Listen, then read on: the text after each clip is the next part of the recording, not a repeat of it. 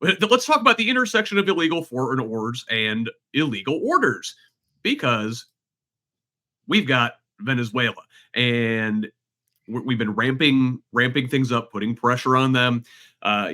Listen, Nicolas Maduro, we said it before, not a good guy. We hope his own people overthrow him. Great, fine. But this week, we learned that Hegseth personally ordered in a spoken directive, according to two people with direct knowledge of the operation, that in these operations targeting alleged drug traffickers in the Caribbean, the very first bombing, Hegseth said directly to kill everybody.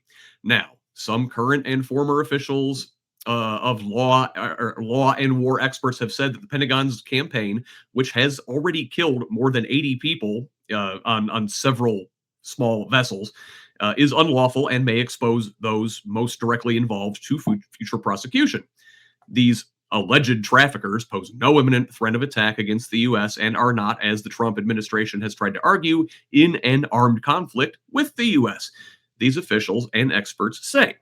Because there is no legitimate war between the two sides, killing any of the men in the boats amounts to murder, said Todd Huntley, a former military lawyer who advised Special Operations Forces for 7 years at the height of the U.S. counterterrorism campaign. And even if the U.S. were at war with these drug traffickers, in order to kill all the boat's occupants, if they were no longer able to fight, would in essence be in order to show no quarter, which would be a war crime, said Huntley, now director of the National Security Law Program at Georgetown Law. So, meanwhile, with all that in the background, yesterday, Trump is telling airlines that the airspace over Venezuela is closed in its entirety. The drumbeat of war is ramping up. We've talked about this. There are the aircraft carriers. There are vessels. They're reopening an old base in Puerto Rico. By all accounts, some sort of action is imminent in Venezuela. So, Kurt, I told you I would tee you up to go off on Drinky Pete again. Have at it.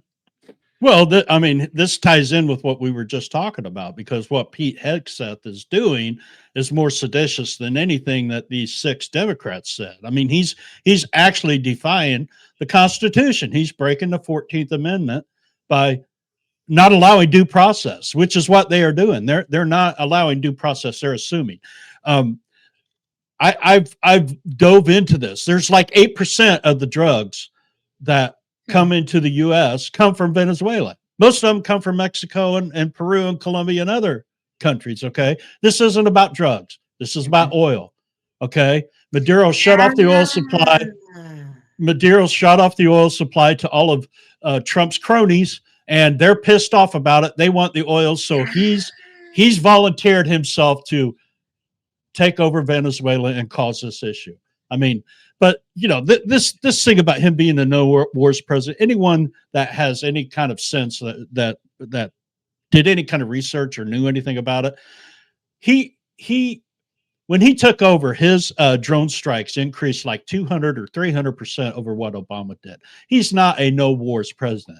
Okay, this guy creates wars. He creates conflicts. It's just that his base are so damn stupid, and they believe. It's amazing to me. It's amazing to me. The things that they say are just regurgitated garbage that he says. There's no facts to them whatsoever. They just repeat what this guy says. So it's just Hegseth should be, I mean, any other situation, if we would have any other situation where we had partisan governing right now, this guy would be gone. Okay. He would have been gone with Signalgate. He would have immediately. Yeah. Yeah. And this is what makes me mad about Democrats. We should have never let Signalgate die. Okay. I mean, how long did we listen and we still hear about Hunter's laptop? But Signalgate, we let die. And we never should have. Don't forget emails. Emails. Yeah. I give them credit on that. They know how to repeat the same bullshit over and over again. And that's where we fail. They do. So, but I guess it's because we keep our eye on things, there's a new story every day that we got to talk about. So, and again, I just wanted to double tap on the point I made earlier, right? Because the only defense, if you can call it that I've heard from anybody on the right about this stuff with the boat murderers, right, is, oh, well, Obama did drone strikes as well, including on American citizens. Yeah, and that was bad. That was wrong. Like, is your telling political message now, we are just the same as the Democrats that we just railed against? Like, because if so, who's your base, right? Like, if you are literally saying we actually are creatures of the swamp and it's just okay, and now we have to do things exactly like the Democrats, but you should keep voting for us because, like, you're literally saying you're the same thing. So you're with the plot, man. And There's no ideological consistency with these folks. Yeah, go ahead, Tracy. Yeah, my husband and I were talking about the other day, the idea that these Venezuelan strikes actually are the fruit of the bin Laden air drone attacks, because that opened the gate to non-judicial murder is really what it is. We didn't capture him. We didn't give him a trial. We just killed him. Did I like him? No. And at the time, I'll admit, I thought it was a win. But now look at the fruit that we're here now. Now they have the perfect excuse to bomb fishing boats in the middle of the ocean.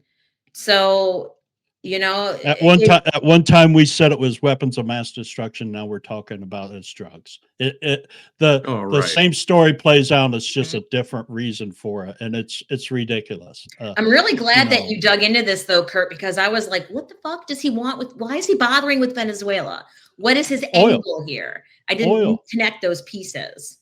Oil. That's what it's all about. And it's always been oil with Venezuela. Money. Yeah. America shows its might. Whenever they want something, we just throw a bunch of military at it and we take it.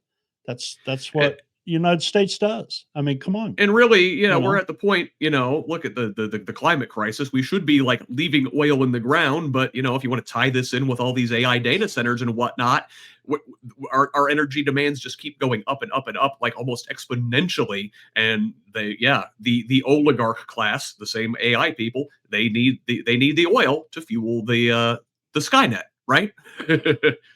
Yeah, and build themselves an escape hatch on Mars, which is really, I know that sounds ridiculous, but yet that's what he's doing. They don't need to give a shit about what they do down here. They can all leave when they want to. Yeah, well, yeah, you know what? Listen, I hope the billionaires and the wealth class leave now. We should all pool our resources and give them a one-way ticket to Mars.